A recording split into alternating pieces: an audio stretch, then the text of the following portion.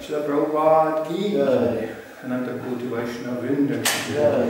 Namacharya Das Thakur ki jai.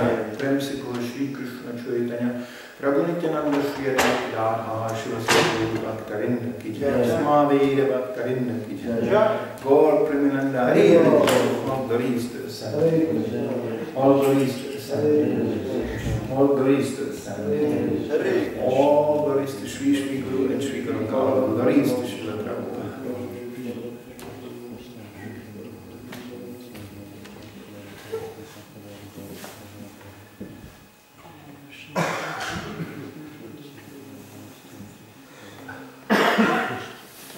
Hare Krishna, It's okay? Good to see you after so long. Yeah. I see you on YouTube sometimes. I listen to your singing. Oh, that's dangerous. Internet, one never knows when comes out of the internet. Well, all I've heard is we need to get out on Sankirtan. That's what I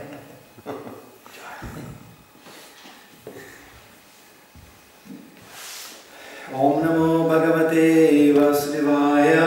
Om Namo Bhagavate Vasudevaya. Om Namo Bhagavate Vasudevaya. Om Namo Bhagavate Vasudevaya. Om Namo Bhagavate Vasudevaya. Om Namo Bhagavate Vasudevaya. So this is Srimad Bhagavatam, 7th canto, chapter 5, text 17.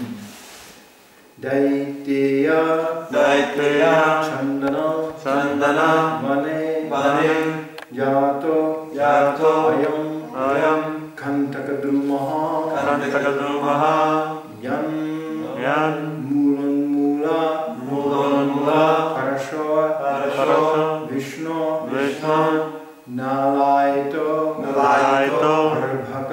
Arbhakaha Daitya Chandana Vane Jatoyam Kantakadrumaha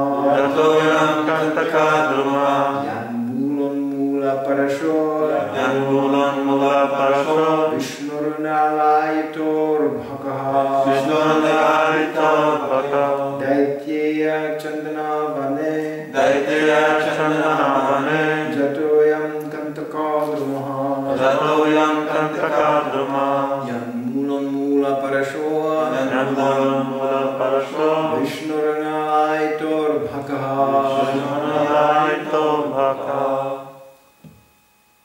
Daitya Chandana Vane Yatoyam Kantakadrumaha Mulan Mula Parasho Vishnu Nalaito Arbhakaha Daitya Chandana Vane Yatoyam Kantakadrumaha Yan Mulan Mula Parasho Vishnu Nalaito Arbhakaha Daitya of the demoniac family. Chandana Vane in the sandalwood forest. Jataha born. I am this Kantakadrumaha thorn tree. Yat of which Mula of the roots. Unmula in the cutting. Parasho who is like an axe. Vishnu of Lord Vishnu. Nalaitaha the handle. Arbhakaha boy. Translation. This Rastu Prahlad disappeared like a thorn tree in a forest of sandalwood. To cut down sandalwood trees, an axe is needed, and the wood of a thorn tree is very suitable for the handle of such an axe.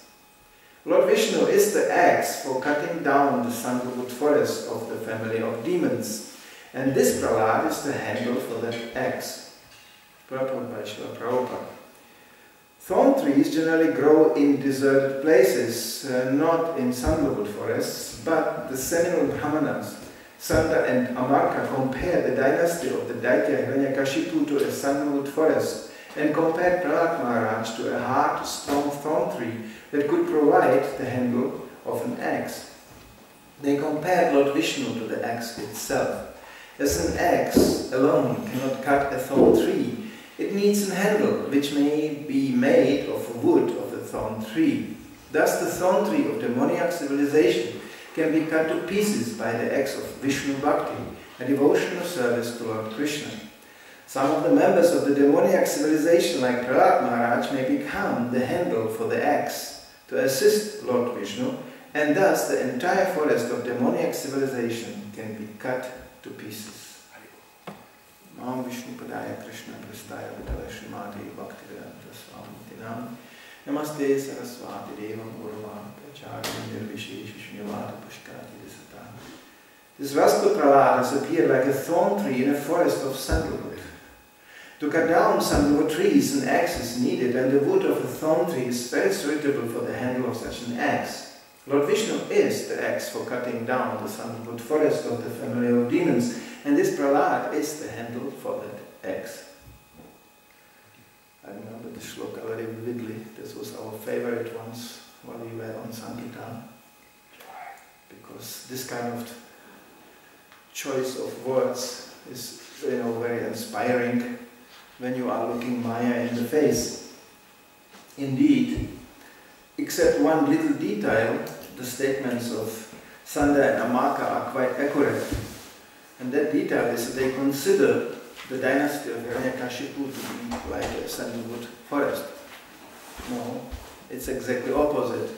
And that's already Krishna stated in the Bhagavad Gita. That's exactly the demoniac logic. They mistake day to be night and night to be day. It can never be the same with devotees. So devotees in the eyes of the demons are considered actually a polluting element. They're actually considered even a dangerous element. I had a very practical training in Germany in that field. When we started to preach in Germany, people were laughing. Because our mantra was anyway that we are coming from India. And they said, yes, ha ha ha, and soon they will go to India back again. Then they realized they are not going. They are staying, and they are becoming more. Then the second phase of preaching, this happens in many countries like that. The second phase of preaching is that the demons become very worried. What? They are not going back to India. And they are changing people's lives. Because believe it or not, there is practically no movement on this planet Earth which so radically and so quickly changes people's lives like this movement. Physically, mentally, in any regard. You have somebody coming in who looks more or less like an advanced version of orangutan, that monkey, Bhakta orangutan, and in 2 weeks he's shaved up. He is dancing in a kirtan. His whole vocabulary changed. Previously, basically, his vocabulary was a collection of curses. That's, especially Americans are really good at this, to just rephrase everything in the form of a curse. It's such a low-class thing. And but this is nowadays everywhere. People you hear the sound on the street, it's just, curses. So, and now suddenly, this boy is speaking about, in quite eloquent way about being purified, and abstaining from fruitive activities and things like this, which was never heard. So the mode of behavior is so radical. Prabhupada very proudly always quoted that there are actually people addressing our devotees, are you American? Or, and Prabhupada especially mentioned the Christian priests, like wondering how is it possible that these people would never go to church in their life, are suddenly completely mad after God. So for a demon this is highly confusing. What happened? Who polluted you like that? Previously you were like happily, drinking your beer, driving your motorbike, watching TV all day, joining daddy to the football game, And like I know, I'm born in Czech Republic, it's very traditional that the successful education of a son is measured how much beer he can drink. So when he comes to the standard of the father, that's around 30 beer a day, then he's successfully raised. He's a good man. He joined the father Saturday night, in a bar, and then after that successful event, they were crawling back on all four legs, back home. Or sometimes the son carries the father, or the father carries the son. That's called successful education. So this is the standard. How can my son speculate? How can my son get intoxicated? How many girlfriends? All these kind of things go on. Sometimes the father competes with the son. How many girlfriends? So this one of my godbrothers long time ago stated how he actually became inspired even to take even more distance from the material society. Somehow there was an incident. He drove with his father in an elevator in this high building somewhere in New York. His father was a kind of successful lawyer. And then in the elevator, suddenly being divinely inspired, he asked his father, "Father, what is the meaning of life?" And the father looked at him and he said, "Meaning of life? Just pick up something and do it." And he knew, somehow in that elevator, in that moment, I realized, well, that's exactly what I will not do. I want to have a meaning. And I want to live some meaningful life. Most of the people, they live meaningless life. Even in a material sense, even in a mundane sense. Just pick up something and do it. Get some money on your bank account and use it up. That's all. So this is why demons get so upset when somebody becomes a devotee, because it absolutely doesn't comply with that logic. What happened? He became a zero in our computers. I have the successful record to be a zero in all the countries I am registered. They can look in a computer and there is blank. I have an address. As a matter of fact, I think I have 3 addresses. I have 3 passports. But whenever they in a local country look in a computer, there is nothing there. So they asked me, when I once a lifetime go to some office, they asked me, "Where were you? What are you doing?" Because they just see the name and then the address. And then no tax, nothing. No even nothing. It's like I'm a ghost. Then I have to invent these mantras, Yeah, I was working for a charity organization in Asia. They don't keep any records, or something like this. So actually, nowadays I don't care anymore. I just said I was just the whole life Hare Krishna. Finished. And they go, "Oh," and they look at me like, "And you didn't die? How did you survive that?" You see that horror in their eyes, Whole life Hare Krishna. How can you live like that? It's like you survive leprosy. It's like, what is this? This is the moment where you realize we didn't preach enough yet. Because it should not be like that. It should be completely established. Oh yeah, Hare Krishna, okay. That should be the response. Not this, "Oh, what happened?" Yeah. But to speak of that you can be proud. Yes, I was my whole life Hare Krishna. People respect that. We have a long way to go. We have a long way to go. Especially speaking for Europe, we have a long way to go. We are still an underground sect. But however, we can boast with so many things, but in a public opinion, we are still just a little something on a corner. Something you do when you are completely desperate and you dropped out of the society, okay. As my father told me, could you at least become a priest? Like this is established as a more still respectable career. Some guy who sits in a church and does nothing has to be Hare Krishna. And I claim to have the record that I worked in Hare Krishna movement much harder and much more intense as any of these critics who are sitting out there. Because when you think in terms of people's lives, they are pretty lazy. There's so much time spent with sense gratification and so much things. They are pretty lazy actually, Some countries more, some countries less. They are very busy for a little while and then they tune out. When you tell them Hare Krishna movement, no holiday, no sports, no this, no hobbies, nothing, they're horrified. But it's easy for us to demonstrate that you don't get so much fun out of your so-called fun, isn't it? When you sing things in terms of relaxation and sports or something like this, it's an extremely dangerous thing. Even as a karma expert like this, am I supposed to run in a circle like an idiot like this? Or glide down the hill with some skis and break my neck? Why should I do this? All what they call enjoyment is a dangerous thing. They do. Physically endangering things. They think, this is very relaxing, I almost died. Very relaxing. So why not just, as Prahlad Maharaj himself says, the most amazing thing is that devotional service is so easy. And strive for material sense gratification is so difficult. Just logically spoken. Just logically. You try to bring your eating, sleeping, sex life and defense to perfection. It's a hard struggle. And there will be no perfection.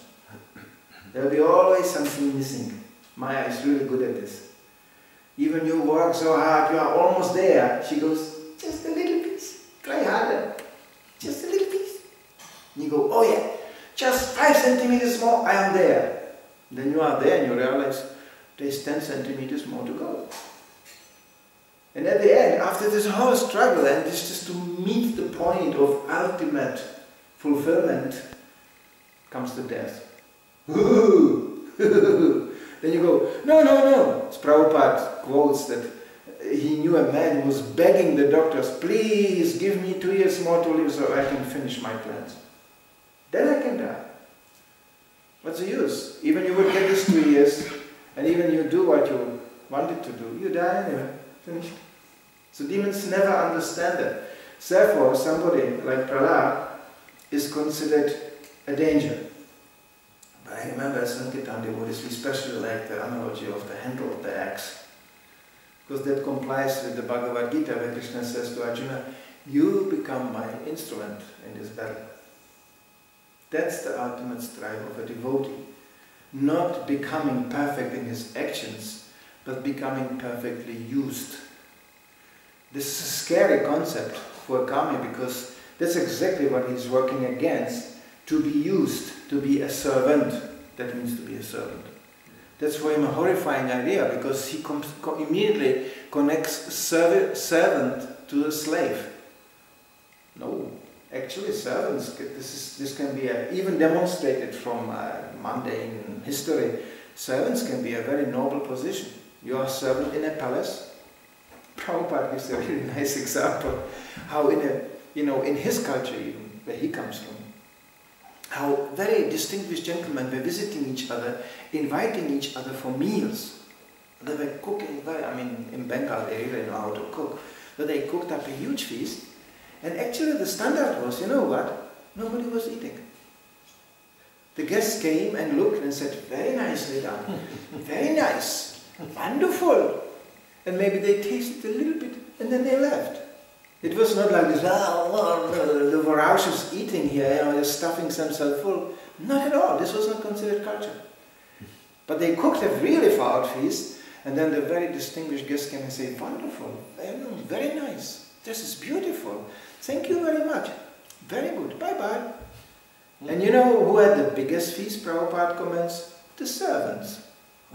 They took the whole thing and they had a big feast.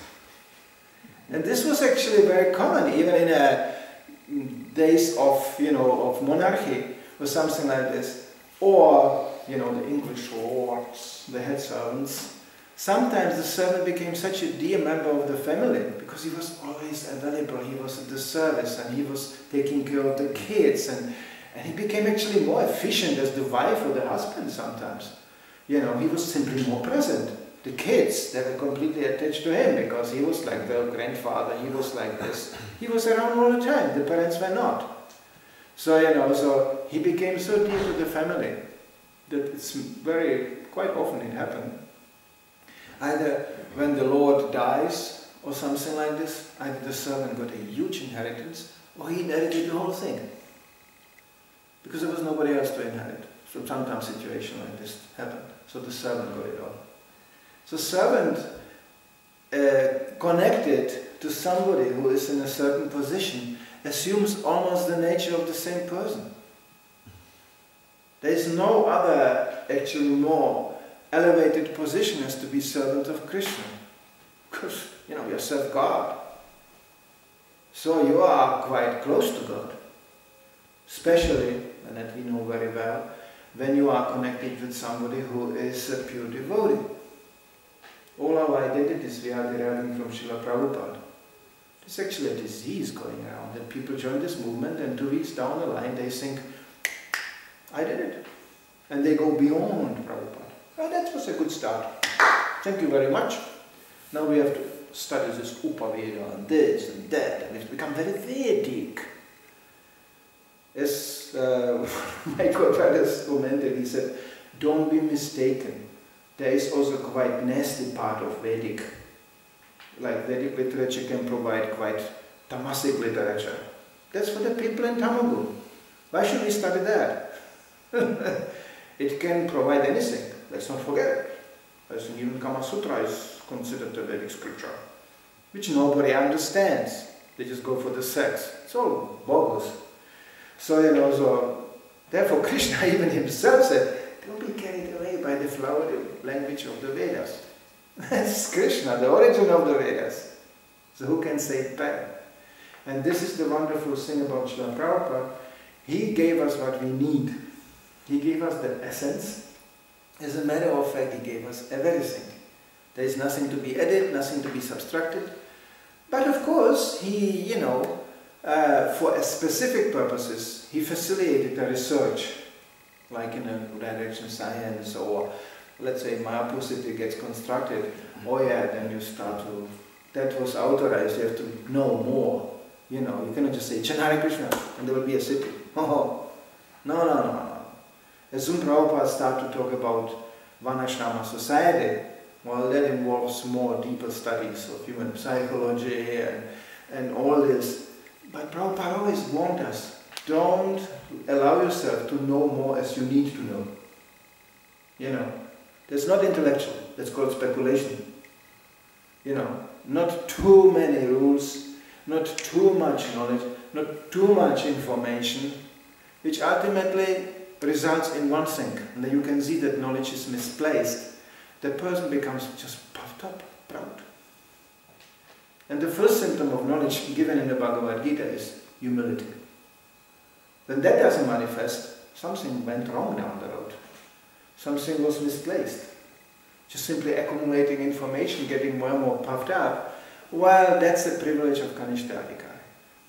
And let's not forget, in the Vedic times, even demons, you know, were this was not just some savages. They were very eloquent, they were quoting Vedas, you know. We know Shishupa's lecture. It was very eloquent in an assembly. And, you know, but the goal was to doubt Krishna. Who is this Krishna? We don't even know. And as a matter of fact, we don't know. No, Krishna is God. How do you know? And then, what kind of Varna he belongs to? We don't know. No, we don't know, because Krishna doesn't belong to anyone. But Shishupala had it all figured out, on the basis of the Veda. But the goal was to discredit Krishna. The goal of the Veda. But that was wrong. Exactly the same thing here. Sanda and Amaka, they got it wrong. They think our Sandalwood dynasty. No, that's the rotten dynasty. They think, oh, in all regards, it's really sometimes bizarre. But when you study the demon psychology, how spontaneously they are attracted to rotten things, degraded things. But with such a delicate taste, you know, they just go for it instantly. You know, yeah. Because it's like a pig. Prabhupada said, you give pig some nice sandesh and he's like, you know. But you give him a bucket full of stool, he just goes, that's ecstasy, you know. Yeah, bliss. They actually, you know, I remember when I first time heard the report of preaching in Africa, was Brahmananda and all this, they just dashed into Africa, and they had this little van, and they just cooked up feast. Because actually it was quite clear from the beginning, to give lectures, they just look at you with the spear going, a little bit frustrating experience. So it was kirtan, that they liked. As soon as they Midanga, they brought, you know, and they all joined in dancing. They liked that. And then, prasadam. But, when came the first surprise. They cooked up some big pot of khichdi and put it up, and the simple Aborigine man came and was going, nobody touched that. Total flop. So devotees said, oh my God, now we have to throw all this prasadam away, a huge pot of khichdi. So they let it standing there, in that African heat. So very quickly it turned into some kind of half-composted, semi-alcoholic thing. Next morning the pot was still standing there, and one villager came and put his finger in, so I was going, and he immediately started to eat. Why? Why? It was rotten. So from there on, devotees had a very simple prasadam distribution. You cook something, put it in the sun, let it rot and serve it out. Because that was the taste. Wow. This is what the demons do. I don't know, if you don't know, but in Sweden they have a preparation called surströmming. It is so, even the European Union want to forbid this. They said, you cannot serve this to people. This is actually a concentrated mushed up fish, which is let in barrels, simply rotting. You know, and when it's really composted, they package it into a small cans and they serve it out. It's only eaten special delicatessen once a year, and you have to drink a very strong alcohol to it, just to, you know, that combination. And just to open this, I mean, they even do that. They eat that with a closed nose, you know, because it's so disgusting. The European Union said this has to be forbidden. This is not eatable. This is crazy. This is, you know, mad. No, it's called delicatessen. It's very nice. So there are so many very nice delicatessen, you know, yeah. And it's all a taste which is trained in. Actually, children, when you observe their behavior, they are spontaneously attracted to sweets, to vegetarian things.